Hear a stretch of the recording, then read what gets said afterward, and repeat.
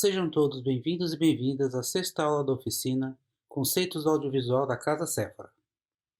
Essa oficina tem como objetivo trazer para vocês os principais conceitos da produção audiovisual em fotografia e vídeo, para que vocês possam aplicar rapidamente o que aprenderam em sua produção para torná-la mais bonita, mais comunicativa, mais pessoal e ao mesmo tempo mais universal. E chegou a hora de você finalizar sua foto, seja na parede, no álbum virtual ou no álbum real. Sabe como fazer sua imagem ganhar qualidade e personalidade? Sabe qual impressão quer passar? A pós-produção é o toque final nas fotos antes delas ganharem um mundo. Talvez você não saiba, mas dificilmente alguém que viva de fotografia publica uma imagem sem pós-produção.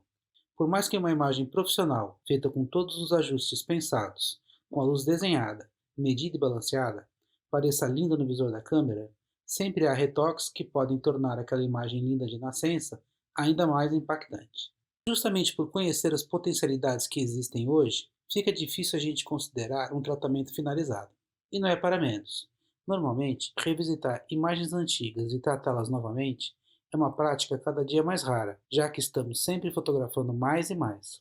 O volume do nosso arquivo vai aumentando, às vezes fica num HD numa gaveta e a gente acaba deixando para depois, e depois não chega.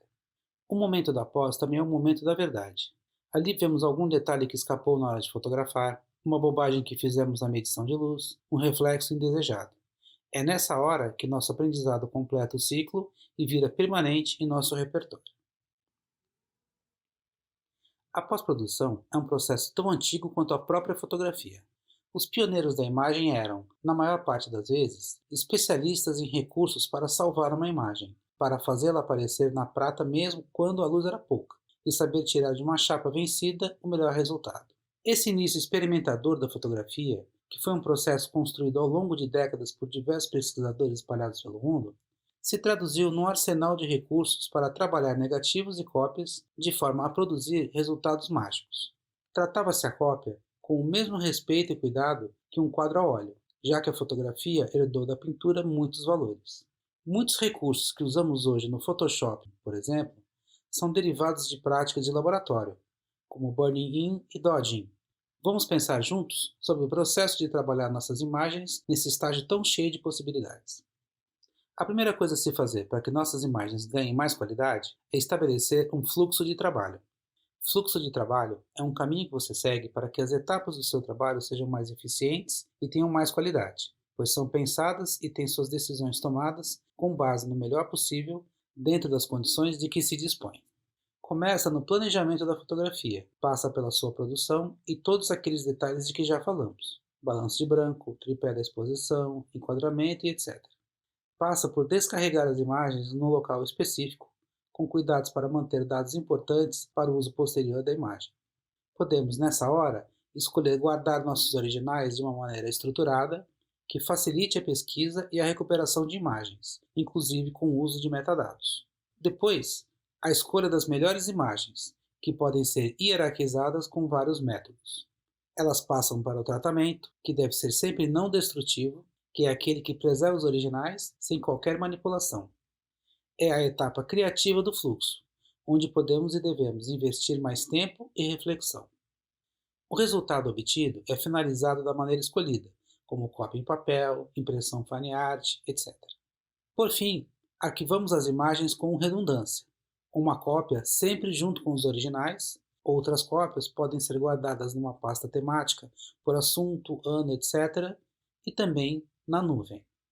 Parece um clichê, mas a pós-produção bem-sucedida começa com uma programação cuidadosa. Quando tomamos todas as precauções, pensamos em todos os detalhes, estamos bem preparados, a pós corre mais tranquila e chega num resultado mais bonito e pessoal. Partir de um melhor original, antes de mais nada, economiza tempo. É mais simples tirar um objeto de cena, arrumar um detalhe de figurino, de cabelo, na hora de fotografar, do que tentar consertar isso na pós. Assim como um arquivo mais cheio de informações de cor e tons vai render uma cópia mais impactante. Dito isso, volto a recomendar: trabalhem com a melhor qualidade possível. Limpem bem suas lentes e sensores, quando o equipamento permitir. Evitem os perigos mais evidentes, como luz na lente, displicência na exposição, composição preguiçosa. Conheçam os recursos de que dispõem e aproveitem ao máximo. Sempre que possível, arquivos RAW ocupam um grande espaço, precisam ser trabalhados com um aplicativo que leia seu formato, mas recompensam com folga na elasticidade de tratamento. Carregam a informação da forma mais pura que a câmera pode produzir, só com uma interpretação inicial para a visualização do computador ou na tela da câmera. Um arquivo RAW tem condições de alternar seu balanço de branco na pós. Aliás, é como se você estivesse novamente no momento da captura e pudesse escolher com calma o balanço de branco que deseja. Aliás, não só o balanço de branco, mas o ISO também. Aceita ajustes para mais ou para menos de uma forma que beira o inacreditável. Em resumo, é um arquivo puro, que pode ser trabalhado com calma e ponderação no momento da finalização. Arquivos JPEG são comprimidos, têm suas cores reduzidas, são transcritos toda vez que são lidos. Não são a melhor opção para captura. Por fim, é possível fotografar em RAW com celular, com o auxílio do app Lightroom da Adobe, que usa o arquivo DNG como formato RAW. Outro aspecto importante é a escolha do espaço de cor. Uma câmera pode registrar 256 matizes diferentes de cada cor primária, o que gera um total de aproximadamente 16,7 milhões de combinações possíveis. O espaço de cor representa, grosso modo, a quantidade de cores desse espectro que seu equipamento pode diferenciar e reproduzir em um arquivo de imagem. Os espaços de cor utilizados na captação fotográfica são baseados no modelo RGB, de Red, Green and Blue. Esse modelo se baseia na projeção conjunta de luzes coloridas em azul, vermelho e verde para criar todas as cores. Também é chamado de padrão de cores aditivas. Esses modelos são baseados no padrão CIE 1931, que é um modelo que representaria a gama de cores que um olho humano pode captar. Dependendo do espaço de cor utilizado, será possível captar um maior ou menor número de cores da gama tonal. Os padrões mais usados em fotografia são sRGB, Adobe RGB, Profoto RGB, SC-RGB e CIE-RGB.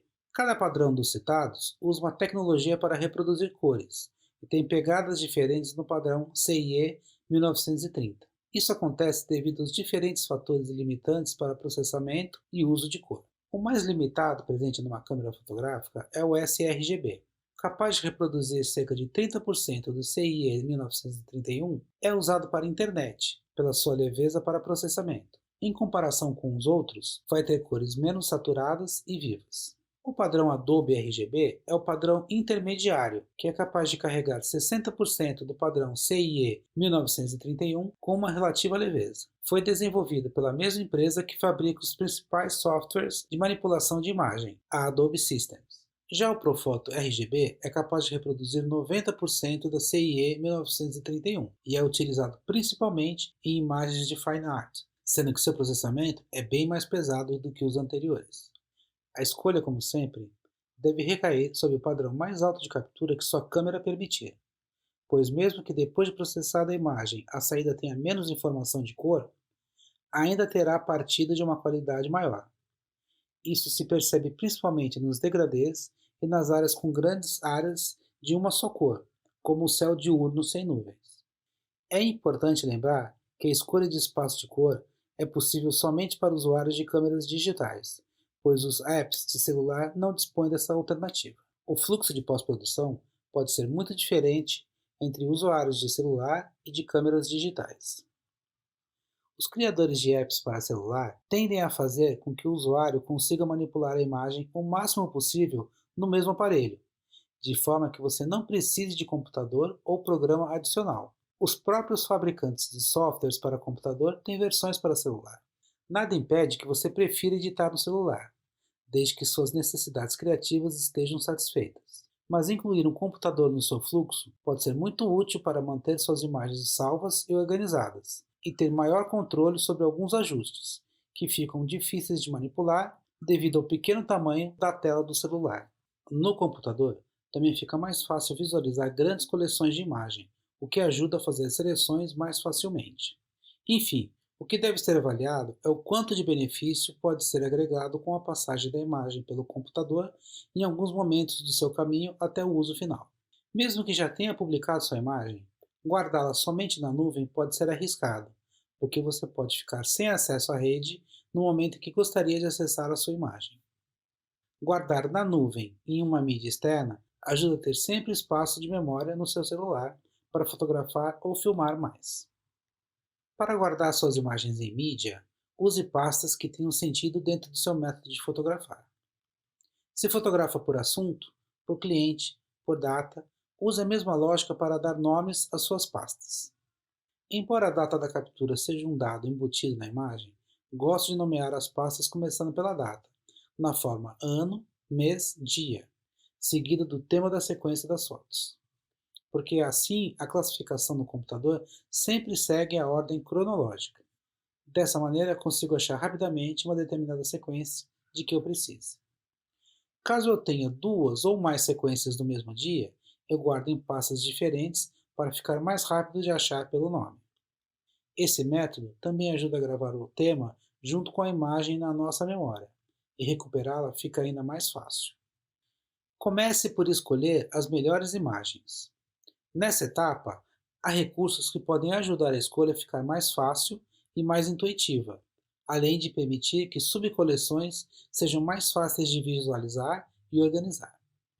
Muitos visualizadores de imagem conseguem classificar as imagens com ferramentas como cores e estrelas. O Adobe Bridge tem, por exemplo, 9 níveis de classificação, que podem ser usados para separar as fotos. Você pode fazer uma seleção das imagens que ficaram boas, depois escolher visualizar somente estas para decidir as melhores, e assim seguir até que consiga separar logicamente toda a sequência. Estas ferramentas são úteis para organizar suas coleções dentro das pastas rapidamente. Há outras que podem ajudar a marcar imagens ou grupos de imagens, como as etiquetas ou tags. Depois da escolha das imagens, chega a hora de tratar as fotos. Há uma infinidade de opções de aplicativos de imagens pagos ou gratuitos, com diferentes recursos e interfaces, mas o mais importante é que você adote um método não destrutivo. Tratamento não destrutivo é aquele em que o arquivo original não é modificado, sendo preservado e todas as alterações são gravadas num arquivo separado, que é lido quando a imagem é aberta e pode voltar ao estado original se o desejarmos. Os celulares, por sua vez, já salvam as imagens tratadas como outro arquivo, preservando o original na pasta da câmera. Muitos fatores podem nos motivar a voltar ao estado original da foto. Pode ser que nos arrependamos de alguma escolha. Podemos mudar de opinião. Podemos ter algum outro uso para a imagem que demande novo tratamento. Pode ser que os aplicativos melhorem no futuro, ou que nossas habilidades no programa aumentem, e a gente perceba que poderia ter tratado melhor uma imagem. O importante é ter o arquivo original bem guardado e preservado, pois dele podem sair diferentes versões. Caso opte por um software em que você edita diretamente na imagem e pode sobrescrevê-la, sugiro que copie a seleção inicial para uma subpasta dentro do arquivo inicial e trate somente as imagens dessa pasta, que serão cópias. Assim, não corre o risco do original ser sobrescrito por engano. Escolhido o aplicativo e definida a forma não destrutiva de tratamento, vamos começar a tratar. Pessoalmente, começo com o corte na imagem. Quando você corta, mesmo no processo não destrutivo, seus comandos passam a ser executados somente na área escolhida da imagem, o que economiza um pouquinho de processamento, além de já se trabalhar com a versão mais próxima do final. O corte é feito respeitando a proporção em que se pretende utilizar a imagem. Se ainda não foi decidido isso, não importa, pode ser deixado para depois, mas procurar se informar antes é um bom caminho para antecipar as coisas, especialmente porque você deveria ter isso em mente na hora do enquadramento. O próximo passo é a correção de cor. Se você não ajustou o balanço de branco corretamente, ou se mesmo assim ainda não está neutro, é o momento de se corrigir. Corrigir o branco pode ser complicado por causa da falta de referência. Como sempre nosso olhar trabalha com comparações, se não houver uma referência, pode ser complicado ajustar o branco. Até a cor da luz em que você trata as imagens interfere. Uma boa maneira de evitar problemas é usar uma referência de branco ou de cinza neutro da própria imagem, quando houver. a referência precisa estar iluminada pela luz principal. Pode ser uma camiseta, um papel ou mesmo a parede. Muitos aplicativos têm uma ferramenta semelhante a um conta-gotas para analisar uma amostra da imagem e realizar a correção. Se for um ensaio fotográfico, uma foto feita antes da sequência com a referência será suficiente.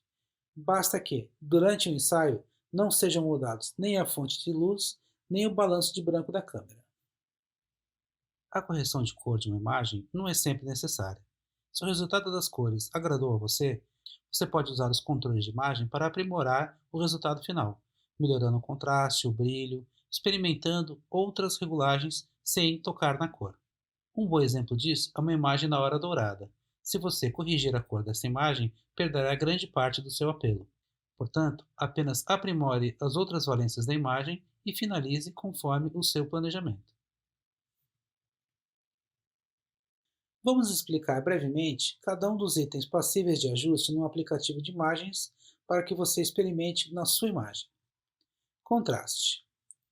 O contraste é a diferença entre as zonas de preto e baixas luzes e as zonas de altas luzes e o branco. Quanto maior o contraste, mais as baixas luzes tendem ao preto e as altas ao branco. Quanto menor o contraste, mais os pretos e os brancos deixam de ser puros, tendendo ao cinza escuro e cinza claro, respectivamente. Na prática, com o ajuste de contraste você pode compensar o excesso de diferença de brilho de uma cena, um dia ensolarado, por exemplo, para diminuir os excessos e tentar manter ao máximo os detalhes. Na imagem, o lado esquerdo foi ajustado com contraste ao máximo e o lado direito com contraste no mínimo. O brilho é a massa de luminosidade de uma imagem. Enquanto no contraste você mexe nos extremos, concentrando ou afastando os pixels do centro, no brilho você mexe todos os pixels para o lado das baixas ou das altas luzes.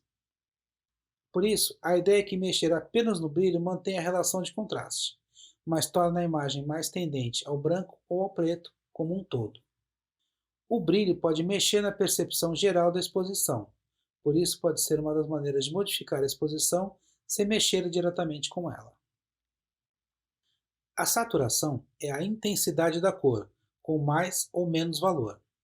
A saturação atua na imagem como um todo, com a mesma intensidade, e pode resultar em cores distorcidas e com baixa qualidade de detalhes se não for bem ajustada. Já retirar completamente a saturação produz uma imagem em preto e branco. Toda a informação de cor foi eliminada e ficam apenas as informações de brilho e contraste originais. As imagens do exemplo retratam os extremos da saturação, a mínima à esquerda, a máxima à direita. A vibratilidade ou vibração ajusta a saturação para que o corte seja minimizado quando as cores atingem a saturação completa. Esse ajuste aumenta a saturação de cores menos saturadas mais do que as cores que já estão saturadas. A vibratilidade também evita que os tons da pele se tornem muito saturados. Sua atuação proporcional torna a informação de cor da imagem mais uniforme e evita que blocos de cor fora da gama da imagem sejam produzidos pelo processamento. Gama da imagem é o espaço de cor capaz de ser reproduzido por um determinado sistema. Esses blocos criam cores falsas ou pouco verossímeis na impressão ou reprodução da imagem. No exemplo, foram usados os valores mínimo e máximos da vibração, o mínimo à esquerda, o máximo à direita. Matiz ou hue. A alteração desse controlador modifica o valor na escala de matiz das cores, mudando drasticamente as cores percebidas na imagem. Essa escala é circular, e com a atuação do controle, a cor tende a voltar ao valor inicial da escala. Vale notar que a luminosidade geral da imagem tende a ser preservada. Assim, as cores muito claras, os brancos, ou escuras, os pretos, tendem a se manter quase inalteradas. No exemplo, a imagem da direita foi alterada para a região do laranja e todas as cores se movimentaram pelo círculo cromático acompanhando o ajuste. Equilíbrio de cores é um ajuste que atua de forma individual nas cores azul, verde e vermelho, e de suas complementares amarelo, magenta e ciano, respectivamente. Seu ajuste pode ser feito em 3 faixas de luminância: nas zonas médias, nas altas luzes e nas sombras. Com isso, podemos ter uma dominante nas altas luzes e outra diferente nas baixas, mantendo o equilíbrio nas zonas de média luz. Na pós-produção, pode ser usado tanto para obter o balanço de branco quanto para fazer uma gradação de cor, que vai dar um look diferente do rendimento de cor neutro e, em conjunto com contraste, brilho, etc., vai resultar no look final da imagem. No exemplo, a imagem da direita recebeu o tratamento demonstrado na tabela, o que mudou sua dominante nos tons médios e mudou a interpretação das cores, de uma reprodução naturalista da esquerda para uma fortemente subjetiva à direita. As curvas são usadas para redistribuir de forma não linear os pixels distribuídos pelas várias zonas de luminosidade. Se você lembra do histograma, sabe que ele era um mapa dos pixels da imagem. O ajuste de curvas utiliza esse mapa para redistribuir os valores de acordo com a nossa opção de resultado. Os ajustes podem ser feitos na imagem como um todo ou separadamente por canal, e nesse caso afetam diretamente o balanço de branco, além do contraste e brilho. No exemplo, a versão da esquerda está em seu estado original. Já a versão da direita teve suas curvas alteradas e uma diminuição do contraste geral da cena. Os gráficos indicam que a imagem original tinha uma massa relativamente grande de informação nas zonas de baixa luz. O ajuste de curvas subiu os valores desta zona, de forma que a imagem clareou nas áreas de baixa luz, sem afetar as de alta luz, o que diminuiu o contraste e mostrou mais detalhes das zonas de sombra. Já os níveis representam uma redistribuição linear dos valores dos pixels. São passíveis de mudança os valores de entrada, que são ajustados pelas guias de cima, para baixa luz, ponto médio e alta luz, e os valores de saída, ajustados pelas guias de baixo. Um ajuste que leve os pontos de entrada, de baixa luz e de alta luz, para dentro do histograma, aumenta o contraste da imagem, já que está se dando mais peso para os extremos. Porém, quando ajustamos para dentro do histograma as guias dos valores de saída, o contraste diminui, pois os extremos passam a ser cinzas escuras para baixa luz e cinzas claras para altas luzes, o que diminui o contraste, pois a gama de tons fica menor. Até agora, falamos apenas dos tratamentos, mas ainda é possível fazermos manipulações de imagens, que vão desde um simples efeito de eliminar olhos vermelhos causados por flashes diretos até montagens surrealistas. Dadas as possibilidades dos aplicativos, somente a criatividade, a habilidade com o aplicativo e o senso estético do autor podem limitar o resultado final. Neste campo estão as técnicas de deixar a pele dos modelos perfeita, alterar o corpo, a cor dos cabelos, mudar perspectivas, eliminar pequenos defeitos de figurino, tirar elementos da cena, trocar planos de fundo, aplicar maquiagem virtual e etc. Os efeitos mais simples podem ser feitos com apps de celular, enquanto as grandes fusões e manipulações são feitas nos aplicativos mais poderosos para o computador. Mesmo um modelo profissional tem poros, manchas na pele, pequenas rugas e outros detalhes que, devido à magnificação da foto e ao aumento do contraste que a fotografia apresenta, ficam muito mais aparentes na imagem final. Das manipulações mais simples, destaco o burn-in e o dodging, que são herdeiros de uma prática existente desde a fotografia com filme. Consiste em escolher áreas da imagem para queimar ou proteger, isto é, para escurecer ou clarear. Nos laboratórios, os técnicos usavam variados meios para esse efeito, desde cartões recortados até mesmo as próprias mãos como instrumento, e expunham algumas áreas para mais ou para menos em relação ao todo da imagem. No exemplo, a foto da direita teve aplicação de dodging no rosto e na axila do ator, e a aplicação de burn-in nas margens da foto, para aumentar a saturação das cores e criar um efeito de vinheta. Em fotografia, vale a pena ser disciplinado e tomar nota de todos os tratamentos e valores que aplicamos numa imagem. Caso o resultado seja interessante, você vai poder reproduzi-lo com outras imagens em outras situações semelhantes. Também é importante usar essa metodologia para tratar imagens de uma mesma sequência ou que venham a compor um conjunto. Alguns aplicativos permitem que você aplique o mesmo tratamento em uma série de imagens. Basta selecionar a foto tratada primeiro, depois as outras para as quais deseja o mesmo tratamento e sincronizar as imagens. Isso acelera bastante o tratamento de um volume grande de imagens, sem perda de qualidade ou uniformidade. A uniformidade é muito importante para quem vê uma sequência, pois se você mostra uma coleção de imagens parecidas, mas que apresentam pequenas diferenças de cor ou contraste, por exemplo, o conjunto é percebido como de menor qualidade do que se as imagens tiverem uma aparência uniforme e somente as diferenças de quadro ou ação chamarem a atenção. Depois que você tiver cortado a imagem na proporção correta, corrigido o balanço de branco, ajustado o brilho, contraste, cor, saturação, eliminados alguns pequenos detalhes incômodos, chegou, enfim, a hora de salvar o seu arquivo. Como foi dito, o arquivo resultante deverá ser salvo de forma a preservar o original.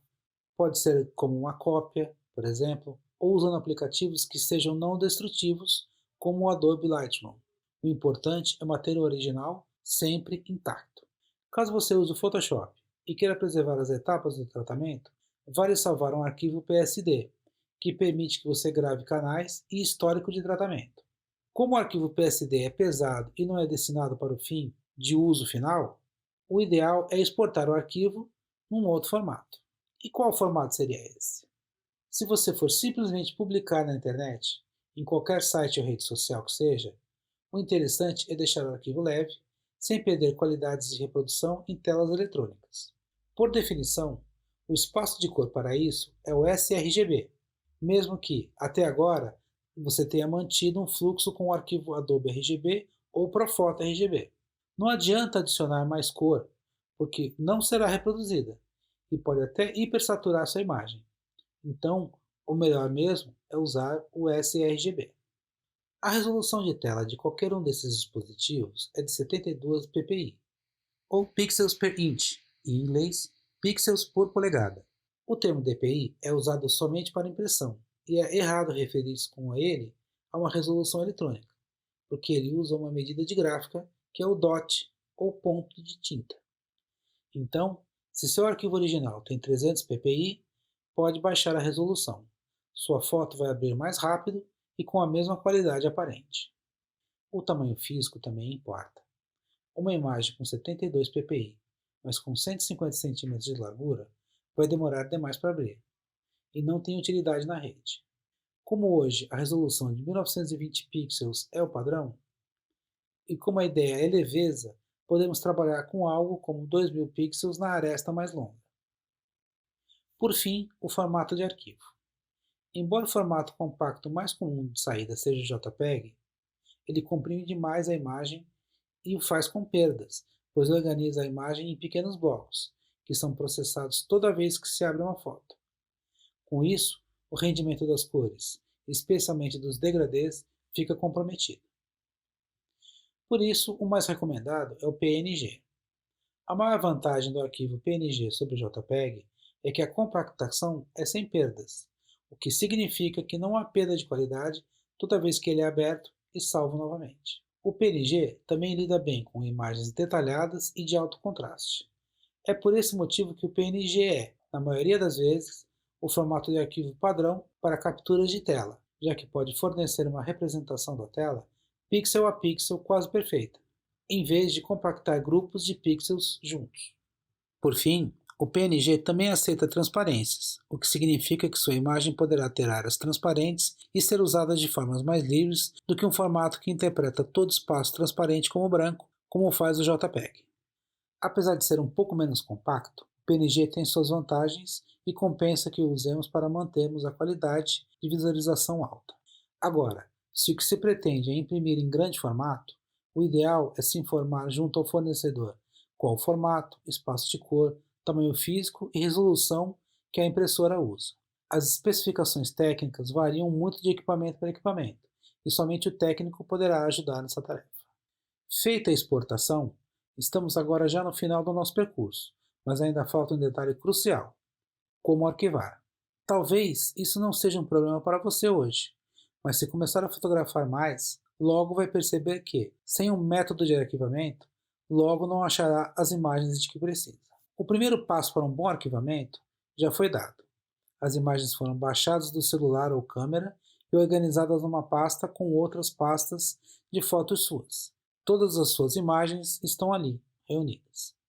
Se você fotografa muito, organize por ano, por mês. O importante é ter uma visualização rápida. O nome da pasta também é importante. Como foi mencionado, a data escrita ao contrário ajuda a manter a organização em ordem cronológica. O assunto depois dessa data ajuda a manter a memória dos temas já feitos. Dentro desta pasta, o material bruto, todo ele com o nome original. Tudo que foi fotografado naquele dia, daquele assunto, está ali.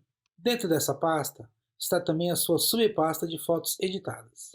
Dê o nome que quiser, mas padronize.